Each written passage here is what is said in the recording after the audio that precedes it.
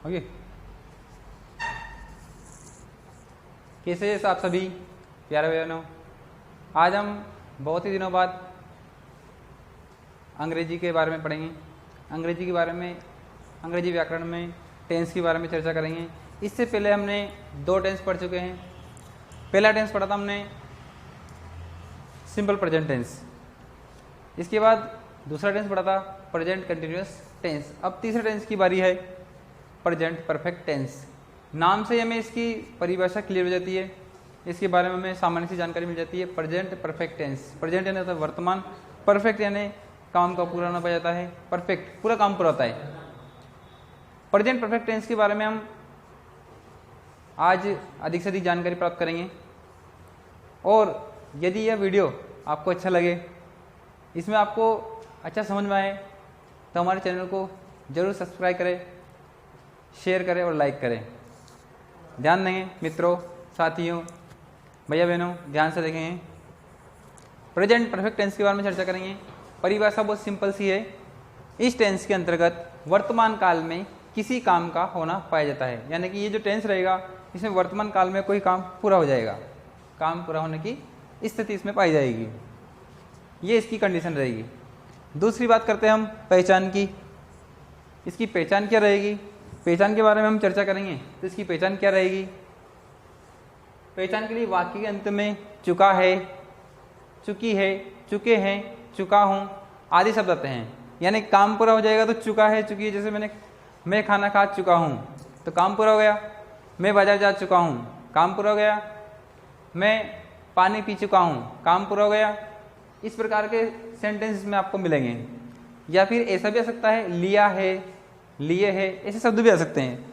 लेकिन आपको सबसे बड़ी पहचान ये देखनी होगी कि इसमें जो सेंटेंस आएंगे, उस सेंटेंस को जब आप पढ़ेंगे तो उसमें आपको लगेगा कि काम पूरा हो चुका है। जैसे राम मंदिर जा चुका है, राम ने खाना खा लिया है। अब इसमें लिया है शब्द आ रहा है, राम ने खाना खा लिया है, पूरा काम हो गया है। अब इसमें देखेंगे पहचान हो गई है। इसके बाद नियम देखते हैं अपन। हर टेंस के नियम है, यहाँ पर भी नियम दे रखे हैं, जिसमें सबसे पहला जो नियम आता है, पहला नियम दे रखा है, इसमें वर्ब की थर्ड फॉर्म लगाते हैं। यानी कि इस टेंस में वर्ब की थर्ड फॉर्म का यूज करेंगे। 3 प्रकार की फॉर्म होती है, फर्स्ट फॉर्म, सेकंड फॉर्म और थर्ड फॉर्म। हम इसमें वर्ब की थर्ड फॉर्म का यूज करेंगे। सेकंड नियम की तो चलते हैं, तो हेल्पिंग वर्ब के रूप में, एचवी के रूप में, यानी हेल्पिंग वर्ब सहायक क्रिया के रूप में हैज व हैव का प्रयोग करते हैं। यहाँ पर जो भी सहायक क्रिया आएगी वो हैज या हैव के रूप में आएगी। अब हैज या हैव 2 सहायक क्रिया है, तो इसका हम किस प्रकार से प्रयोग करेंगे? 2 प्रकार की सहायक क्रिया होने पर हमें कुछ कंफ्यूजन हो सकता है, उसके लिए मैंने आपको लिख रखा है। यानी कि जहाँ पर आई और बहुवचन करता जाए, आई और बहुवचन करता जाए, जहाँ भी दिखे आपको वहाँ पर हैव लगाएंगे, हैव का प्रयोग करेंगे। आई एक वचन है, लेकिन आई और बहुवचन करता जहाँ भी आएंगे वहाँ पर हैव का प्रयोग करेंगे। दूसरा तरीका इसमें चौथा नियम है, एक वचन कर्ताओं के साथ हैज का प्रयोग करते हैं। आप देख रहे हो कि इसमें आई भी तो एक वचन है, लेकिन आई और बहुवचन कर्ताओं को हैव के रूप में लिखा गया है। जहाँ पर भी आई आ जाए, बहुवचन करता जाए, you, we, cows, buffaloes, tomatoes, potatoes, जहाँ पर भी बहुवचन करता जाए, प्लूरल नाउन्स आ जाए, सब्जेक्ट आ जाए, वहाँ पर हैव का प्रयोग करेंगे। जहाँ पर एक वचन करता दिखे, ही, शी, इट, किसी का नाम राम, श्याम, मोहन, एक वचन करता हो, केट, केमल, ऐसे एक वचन करता हूं, वहां पर हैज का प्रयोग किया जाता है। इसके बाद हम आगे चलते हुए इसके सूत्र के बारे में चर्चा करेंगे। अभी कुछ समय बाद मैं आपको इसके सूत्र लिखाऊंगा। बहुत ही सिंपल सा टेंस है, सूत्र भी इसके बहुत साधारण है। थोड़ी सी देर बाद मैं आपको सूत्र लिखाने का प्रयास करूंगा। धन्यवाद। पॉज कर देना। प्यारे भाई बहनों, अभी आपने इससे पहले के वीडियो में देखा था, हमने प्रेजेंट परफेक्ट टेंस के नियम, परिभाषा, पहचान के बारे में चर्चा की थी। अब हम इसके सूत्र के बारे में चर्चा करेंगे। हर टेंस के 4 सूत्र होते हैं। पहला सूत्र होता है अफर्मेटिव, दूसरा नेगेटिव, तीसरा इंटरोगेटिव, चौथा इंटरोगेटिव नेगेटिव। यानी कि हिंदी भाषा में समझें तो सकारात्मक, सकारात्मक, नकारात्मक, प्रश्नवाचक और प्रश्नवाचक नकारात्मक, 4 प्रकार के सूत्र होते हैं। इन 4 सूत्रों के बारे में मैं आपको समझाऊंगा। गौर से ध्यान से इस वीडियो को देखें। पहला सूत्र दे रखा है अफर्मेटिव, यानी कि साधारण वाक्य का जो सूत्र, साधारण वाक्य किस प्रकार से बनेंगे उसका सूत्र दे रखा है, उसका फॉर्मूला दे रखा है। सबसे पहले सब्जेक्ट लिखेंगे। हर टेंस में आपको सब्जेक्ट मिलेगा, हर टेंस में आपको सूत्र मिलेंगे। सब्जेक्ट के बाद हेल्पिंग वर्ब मैंने आपको लिखाई थी हेज और हेव, हेज और हेव का प्रयोग करेंगे।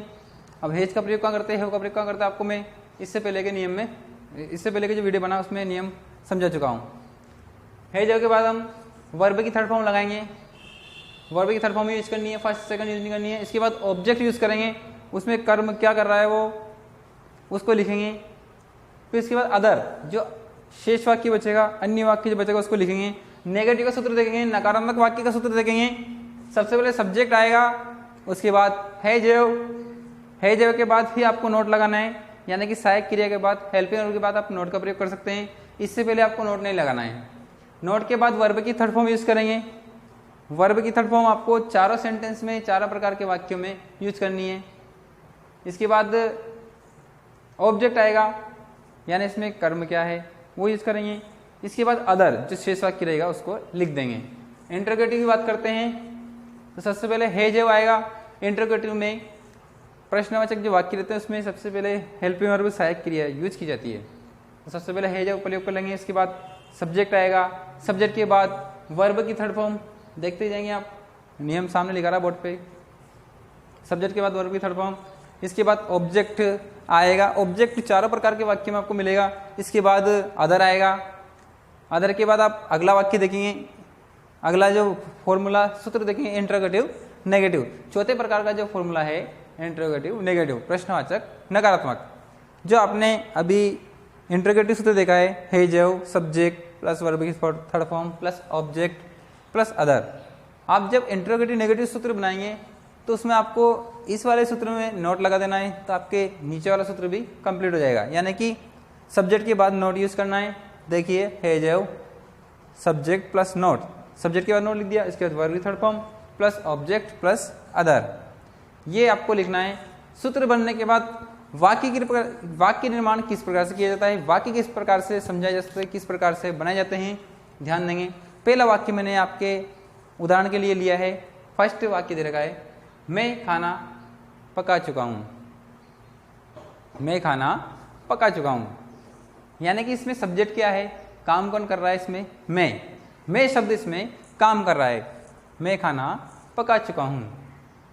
तो इसमें देखेंगे इंग्लिश अनुवाद किस प्रकार से किया जाता है, अंग्रेजी अनुवाद किस प्रकार से करते हैं।